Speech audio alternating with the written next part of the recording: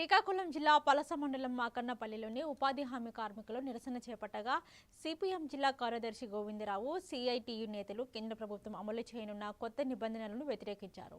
ఈ మార్పుల వల్ల గ్రామీణ ఉపాధి హామీ చట్టం బలహీనపడుతుందని, రాష్ట్రాలపై అదనపు ఆర్థిక భారం పడుతుందని ఆరోపించారు.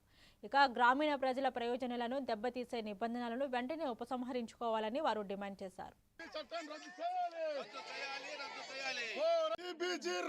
చట్టాన్ని రద్దు చేయాలని, గ్రామీణ ఉపాధి హామీ చట్టాన్ని పునరుద్ధరించాలని కోరుతూ ఈ రోజు దేశవ్యాప్తంగా జరుగుతున్న ఆందోళనలో భాగంగా పలాస మండలం మాకనపల్లిలో ఈ రోజు ఆందోళన కార్యక్రమానికి సిపిఎం పార్టీ సంపూర్ణ మద్దతు తెలియజేస్తుంది.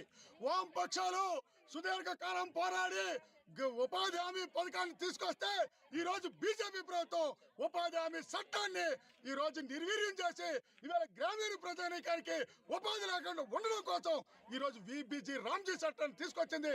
ఉపాధి హామీకి ఉరి వేయడానికి ఇవాళ ప్రయత్నిస్తుంది బీజేపీ ప్రభుత్వం.